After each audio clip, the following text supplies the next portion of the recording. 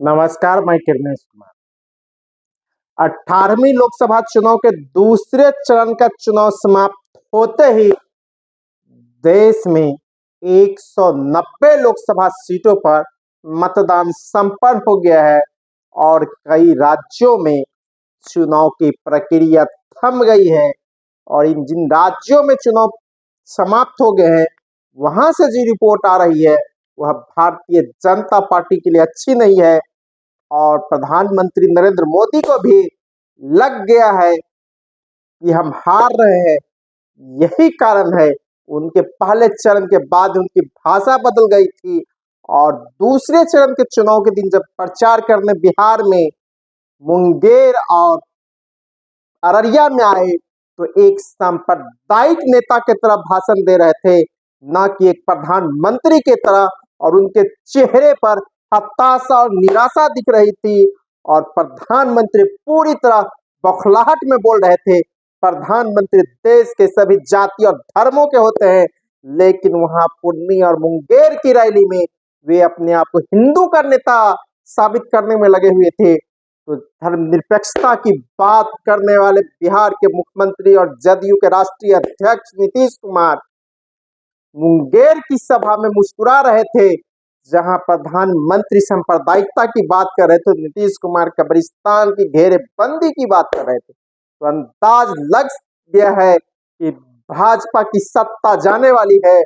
और जिस तरह 2019 और 2014 में राजस्थान की 25 में 25 लोकसभा सीटें भाजपा के खाते में गई थी, लेकिन इस बार जो रिपोर्ट आ रही है, भारतीय जनता पार्टी आधी से ज्यादा सीटें राजस्थान में हार रही है। तमिलनाडु में 39 सीटों पर चुनाव संपन्न होंगे, वहां भारतीय जनता पार्टी का खाता नहीं खुल रहा है। केरल की 20 सीटों पर चुनाव संपन्न होंगे, वहां भारतीय जनता पार्टी का खाता नहीं खुल रहा है। बिहार में 9 लोकसभा सीटों पर चुनाव संपन्न हुई, 9 में से 8 सीटों पर भारतीय जनता पार्टी हार रही है या उसका गठबंधन आ रहा है। जबकि इस 9 में 9 सीटों पर 2019 के लोकसभा चुनाव में भारतीय जनता पार्टी और उसके गठबंधन को जीत मिली थी। तो जिस तरह के रुझान और रिपोर्टें आ रही है, इससे साफ जग जाहिर है कि भारतीय जनता पार्टी की सत्ता से विदाई हो रही है और प्रधानमंत्री नरेंद्र मोदी की भाषा भी बदल गए हैं, सब पूरी तरह सांप्रदायिक हो गए हैं और मुसलमानों पर हमला करते हुए नजर आ रहे हैं, कांग्रेस को घेर रहे हैं। बगल में नीतीश कुमार मुस्कुरा रहे हैं और प्रधानमंत्री नरेंद्र मोदी हिंदू मुस्लिम पर उतर गए और जो 400 पार का नारा भारतीय जनता पार्टी का था उसको भी भूल गए हैं। अब वह भाजपा नहीं, एनडीए बोल रहे हैं। एक तरह से कहा जाए कि भारतीय जनता पार्टी पूरी तरह फंस गई है। जिन राज्यों में चुनाव संपन्न हो गए वह राज्य है अरुणाचल प्रदेश, केरल, मणिपुर, मिजोरम, नागालैंड, राजस्थान, सिक्किम, त्रिपुरा, अंडमान निकोबार, लक्षद्वीप, पुडुचेरी।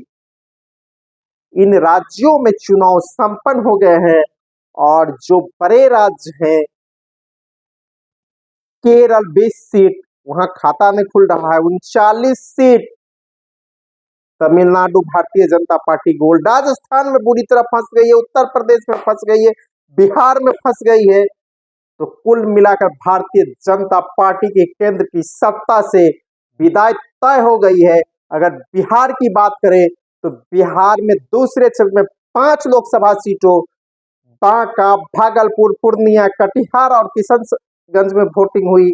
और यहां से जो रुझान रिपोर्टें आ रही है, राष्ट्रीय जनता दल बांका लोकसभा सीट जीत रहा है, यहां से राजद के जयप्रकाश नारायण जीत रहे हैं और जदयू के गिरधारी यादव के बीच लड़ाई हुए दूसरे नंबर पर दिख रहे हैं। भागलपुर से नीतीश कुमार के लिए अच्छी खबर है, यहाँ से जदयू के अजय कुमार मंडल के लिए ठीक ठाक कहा जा रहा है और वे चुनाव जीतते हुए नजर आ रहे हैं। पूर्णिया में पप्पू यादव की आंधी चली और तेजस्वी वहां फेंका गए, तेजस्वी के उम्मीदवार बीमा भारती फेंका गई है। वहां जदयू के संतोष कुशवाहा के साथ अब पप्पू यादव के बीच लड़ाई है।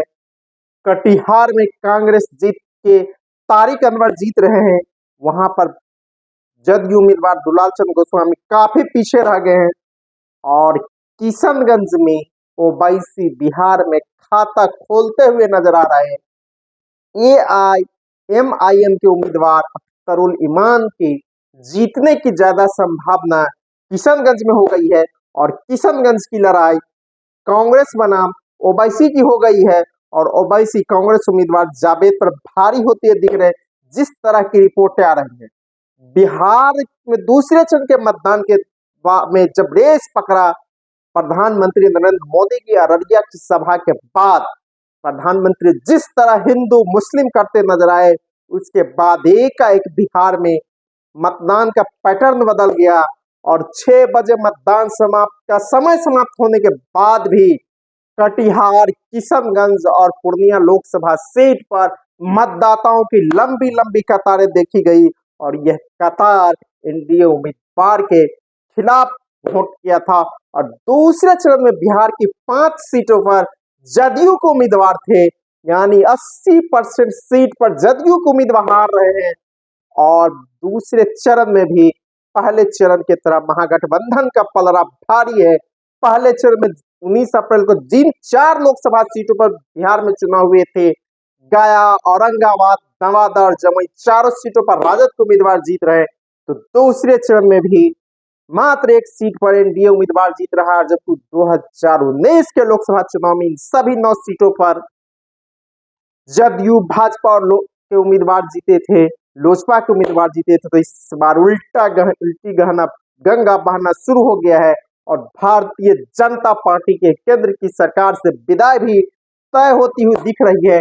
बिहार, राजस्थान, तमिलनाडु, केरल सहित विभिन्न राज्यों ने प्रधानमंत्री नरेंद्र मोदी की विदाई की पटकथा कहानी लिख दी है, ईवीएम दबा दिया है और इसी का बौखलाहट प्रधानमंत्री नरेंद्र मोदी के चेहरे पर दिख रहे हैं। वो हिंदू मुस्लिम कर रहे हैं, 400 पार भूल गए हैं और कभी कुशवाहा, ओबीसी का अधिकार कटने की बात कर रहे हैं, जबकि ओबीसी और केंद्र सरकार में आज भी ओबीसी को जितना आरक्षण मिलना चाहिए वो नहीं मिल रहा है। नरेंद्र मोदी ने 10 वर्षों में ओबीसी को कोई फायदा नहीं है, जातीय जनगणना से भाग रहा है और जब चुनाव के वक्त आया तो कुशवाहा की बातें कर रहा है, क्योंकि बिहार में कुशवाहा को महागठबंधन ने 8 सीटों को उतार दिया है।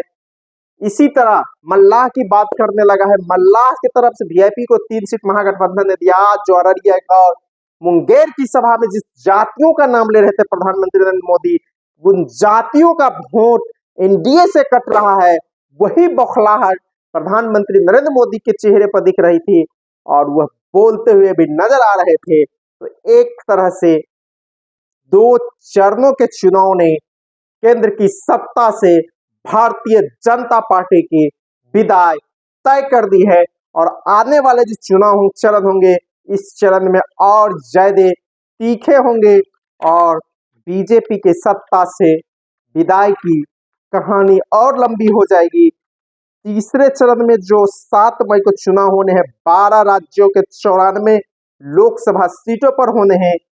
इन में से अधिकांश वैसे सी महाराष्ट्र है, महाराष्ट्र की 11 सीट वहां बीजेपी खास्ता हालत है। कर्नाटका में भी बीजेपी की हालत खराब है, पिछले बार सभी 25 सीट वहां जीत लिया था। तो एक तरह से कई राज्यों में भारतीय जनता पार्टी के खिलाफ लोगों ने जनादेश जनता ने दे दिया है और केंद्र की सत्ता से भारतीय जनता पार्टी की विदाई तय हो गई है। यही बौखलाहट प्रधानमंत्री नरेंद्र मोदी की सभाओं में दिखने लगा है। वह एक प्रधानमंत्री के रूप में नहीं, अब हिंदू सम्राट के रूप में, हिंदुत्व के नेता के रूप में बोलने लगे हैं और सांप्रदायिकता को बढ़ावा देने लगे हैं।